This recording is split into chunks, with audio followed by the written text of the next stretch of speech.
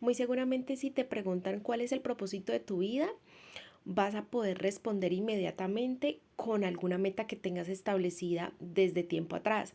Podrías decir, el propósito de mi vida es ejercer una carrera, el propósito de mi vida es estudiar una carrera, el propósito de mi vida es ser mamá, ser papá, el propósito de mi vida es ser esto o ser lo otro.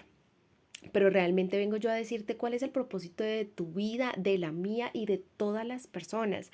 El propósito de todos aquí en la tierra inicialmente, y el más importante, el que debes estar preocupado de cómo hacerlo y cómo practicarlo y cómo ejercerlo, es el servir. No se trata solo de servir a las personas que nosotros queramos o las personas de nuestros afectos o a las que yo elija o de la manera que yo quiera, porque me parece que es más fácil así, me parece que lo debo hacer de esta manera. No, se trata de servirle a todos. Cuando el Señor Jesús vino aquí a la tierra, Él le sirvió a los buenos, a los malos, Él le sirvió a los agradecidos, a los ingratos, Él le sirvió a todas las personas de la misma manera, con la misma entrega, porque no era Él, sino era el amor de Dios a través de Él, que les servía y les respondía a esas personas. En Romanos 15, el 1 al 4, se titula este pasaje que es el que vamos a estudiar el día de hoy y dice: vivir para ayudar y edificar a otros. Comienza diciendo: los que somos fuertes debemos tener consideración de los que son sensibles a este tipo de cosas. No debemos agradarnos solamente a nosotros mismos. Deberíamos ayudar a otros a hacer lo que es correcto y edificarlos en el Señor. Pues ni siquiera Cristo vivió para agradarse a sí mismo. Como dicen las Escrituras: los insultos de aquellos que te insultan, oh Dios, han caído sobre mí. Tales cosas se escribieron hace tiempo en las Escrituras para que nos sirvan de enseñanza, y las Escrituras nos dan esperanza y ánimo mientras esperamos con paciencia hasta que se cumplan las promesas de Dios.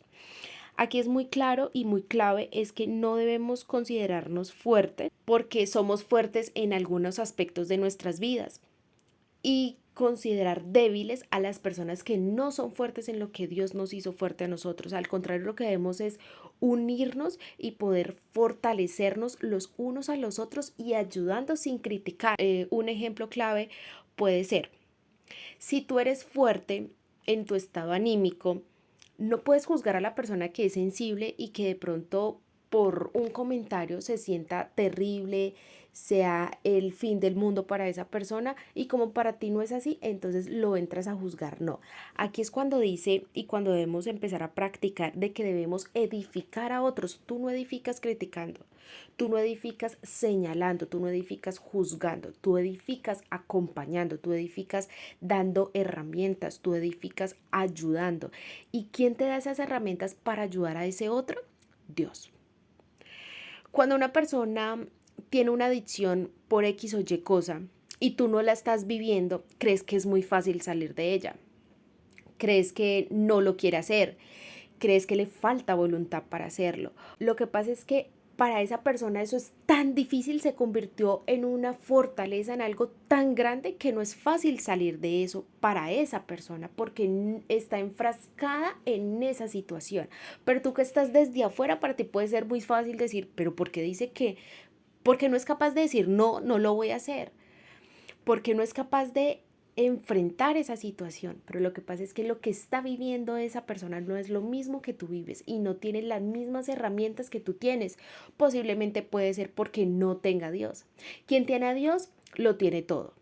Pero en muchos momentos nos sentimos solos, no porque Dios nos haya dejado solos, sino porque nosotros hemos abandonado a Dios en algún momento. Cuando alguien ha abandonado a Dios en algún momento, se ve reflejado en su vida, se ve reflejado en su actuar y en su forma de vestir, se ve reflejado en su forma de ser. Pero cuando tú ves a alguien que le falta a Dios, lo que tú debes hacer es acompañar y edificar, como lo dice la palabra.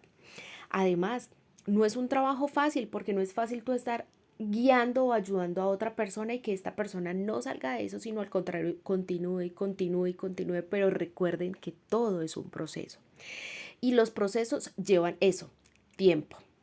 Por eso dice, finalizando en el versículo 4, dice: y las escrituras nos dan esperanza y ánimo mientras esperamos con paciencia hasta que se cumplan las promesas de Dios. Espera con paciencia, trabaja con paciencia. sirve con paciencia. En el mismo capítulo 15 de Romanos, continuando en el versículo 5 al 6, dice que Dios, quien da esa paciencia y ese ánimo, los ayuda a vivir en plena armonía unos con otros, como corresponde a los seguidores de Cristo Jesús. Entonces todos ustedes podrán unirse en una sola voz para dar alabanza y gloria a Dios, el Padre nuestro Señor Jesucristo. Eso es lo que tienes que hacer, unirte, no dividas, que tu presencia, que tu actuar y que tu ayudar no sea para división, sino para unión, para que esa unión pueda glorificar en realidad la obra del Padre, la obra de Dios. Además, continuando en el versículo 7 dice, por lo tanto, acéptense unos a otros tal como Cristo los aceptó a ustedes, para que Dios reciba la gloria. Recuerden que Cristo vino a servir a los judíos para demostrarle que Dios es fiel a las promesas que les hizo a los antepasados de ellos. También vino para que los gentiles le dieran la gloria a Dios por la misericordia que Él tuvo con ellos. A eso se refería el salmista cuando escribió, por eso te alabaré entre los gentiles, cantaré alabanzas a tu nombre, y en otro lugar está escrito de la siguiente manera, alégresen con el pueblo de Dios ustedes los gentiles, y además dice, alaben al Señor todos ustedes los gentiles, todos los pueblos de la tierra, alábenlo. Y en otro lugar Isaías dijo, el heredero del trono de David vendrá y reinará sobre los gentiles, ellos pondrán su esperanza en él. Esto está en Romanos 15, del versículo 7 al versículo 12. Muy claramente acá el Señor está mencionando que el Señor Jesús, cuando se hizo hombre, vino a servirle a los demás. Él no vino a aceptarse a sí mismo, ni vino a autoglorificarse, sino que vino a servirle a todas las personas. Él no vino a los que él prefería, a los que él sentía que lo necesitaban, sino a todos, porque su propósito, aparte de servir, era glorificar al Padre y demostrarnos a cada uno de nosotros que las obras, que las promesas, que las bendiciones, que los milagros, los prodigios solo vienen de parte de Dios. En el versículo 13 del capítulo 15 dice, le pido a Dios, fuente de esperanza, que los llene completamente de alegría y paz, porque confían en Él, entonces rebosarán de una esperanza segura mediante el poder del Espíritu Santo. Si tu fuente correcta es Dios, y si Dios dice que te da esperanza, que te da alegría, que te da paz, que te da paciencia, ¿por qué no aplicas esas cosas para servirle a todos allá afuera? ¿Por qué no aplicas esas cosas para que tú empieces a vivir conforme a lo que Dios dice y que cualquier persona de tu entorno o así no sea de tu círculo pueda pedirte ayuda y la encuentre en ti, pero no buscando al hombre, a la persona, sino buscando a Dios y que a través tuyo Dios pueda obrar, que Dios pueda usar tu estructura, tu cuerpo, tu figura humana para poder ir a ayudar a otros.